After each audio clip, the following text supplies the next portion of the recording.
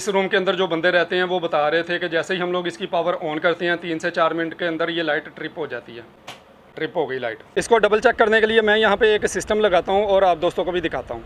बिस्मिल्लाहिर्रहमानिर्रहीम, अस्सलाम वालेकुम फ्रेंड्स, मैं हूं मैकेनिक और आप देख रहे हो लाइफस्टाइल इन डेज़र्ट। उम्मीद करता हूं आप सब लोग खैरियत से होंगे। अल्लाह के फजल करम के साथ मैं भी ठीक ठाक। आप दोस्तों ने अक्सर देखा होगा घर के अंदर कोई भी एक चीज़ शॉर्ट होती है तो पूरे घर की लाइट ट्रिप हो जाती है। ये प्रॉब्लम सिर्फ घरों के अंदर ही नहीं आता, ये हमारे कैंपों के अंदर भी आता है। एक स्किड के अंदर 2 रूम होते हैं। एक रूम ये है जहाँ पर मैं बैठा हूँ, एक रूम वो पीछे बैक साइड पर। इन 2 रूमों का एक बाथरूम होता है जो कि सेंटर में। दोनों रूमों का जो इलेक्ट्रिकल पैनल है वो एक ही है जो इस रूम के अंदर है। आज मैं आप दोस्तों को यही बताने वाला हूँ कि हमारे कैंपों के अंदर यही प्रॉब्लम आती है। अगर कोई एक चीज भी शॉर्ट होती है तो पूरी स्किड की लाइटें बंद हो जाती हैं। ये प्रॉब्लम इस स्किड के अंदर मूविंग करने से पहले ही आ गया था। बीच में कैंप मूविंग आ गई थी तो मैंने सोचा कैंप मूव करने के बाद वहां जाके इस फॉल्ट को मैं ट्रेस करूंगा। वीडियो में आगे बढ़ने से पहले आप दोस्तों से रिक्वेस्ट है कि वीडियो को लाइक कर दें, चैनल पे नए हैं चैनल को सब्सक्राइब करके साथ बेल बटन को दबा के ऑल पे प्रेस कर ताकि हर नई आने वाली वीडियो का नोटिफिकेशन सबसे पहले आपको मिल सके। तो चलो दोस्तों बिना टाइम वेस्ट किए वीडियो शुरू कर। वीडियो को आप लाइक जरूर कर दिया करें, ये बिल्कुल फ्री है, इससे हमारी हौसला अफजाई होती है। मूविंग के बाद हम लोग इस जगह पर आए हैं और यहाँ पर सिग्नल बिल्कुल नहीं है। वो बैक साइड पे देख सकते हो, बिल्कुल यहाँ पे रेगिस्तान है सारा। ये 4 हमारी स्किडें होती हैं, मैंने आप दोस्तों को पहले भी बताया हुआ है। लेफ्ट साइड पर वो देख सकते हो सामने एक रिग लगा हुआ है, बाकी यहाँ पर कुछ नहीं है।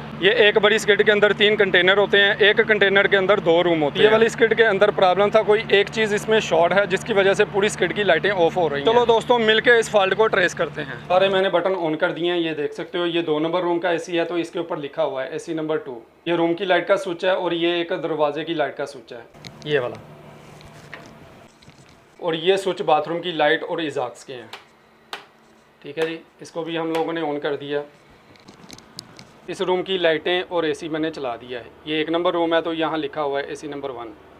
तो अब हम लोग इसका वेट करते हैं और चेक करते हैं कितनी देर बाद लाइट ट्रिप होती है। क्योंकि इस रूम के अंदर जो बंदे रहते हैं वो बता रहे थे कि जैसे ही हम लोग इसकी पावर ऑन करते हैं 3 से 4 मिनट के अंदर ये लाइट ट्रिप हो जाती है। ये लें जी, ये बंद हो गई, ट्रिप हो गई लाइट।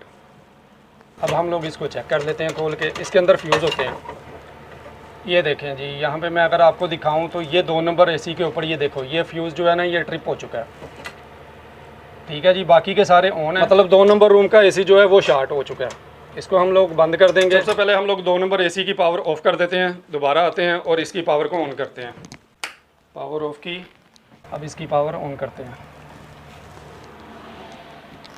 ठीक है जी, पावर दोबारा आ चुकी है। दोस्तों आप लोगों ने देखा कितने इजी तरीके से हम लोग यहाँ पे फॉल्ट ट्रेस कर लेते हैं, लेकिन एक दूसरा तरीका भी है, उससे भी हम लोग इसको कंफर्म करेंगे कि हमारा आया कि एसी खराब है। तो चलो दोस्तों चलते हैं बाहर एसी के पास, वहाँ पे जाके आपको एक और एक्सपेरिमेंट करके दिखाता हूं। इसके एसी के अंदर प्रॉब्लम आ रही है जिसकी वजह से ये ट्रिप हो रहा है। जैसे ये ऑन होता है पूरी लाइट ट्रिप हो जाती है। इसको डबल चेक करने के लिए मैं यहाँ पे एक सिस्टम लगाता हूँ और आप दोस्तों को भी दिखाता हूँ। दोस्तों ये सारा सिस्टम मैंने लगाया आप लोगों को दिखाने के लिए। ये एसी की तार है जो इंडोर से आ रही थी, जो कि लगी हुई थी आउटडोर के अंदर। मैंने क्या किया, अलग से एक तार लगा के इस ब्रेकर के अंदर लगा दी है। इस ब्रेकर को ये तार लगा के मेन पावर के अंदर ले आए। इसको मैं यहीं पे 220 वोल्ट दे दूंगा, यहीं पे हमें पता चल जाएगा अगर ब्रेकर ट्रिप हो गया तो इसका मतलब है हमारा आउटडोर यूनिट ख़राब है। यहाँ से हम लोग इसको पावर देते हैं और चेक करते हैं आया कि ये यहाँ पे ट्रिप होता है या नहीं।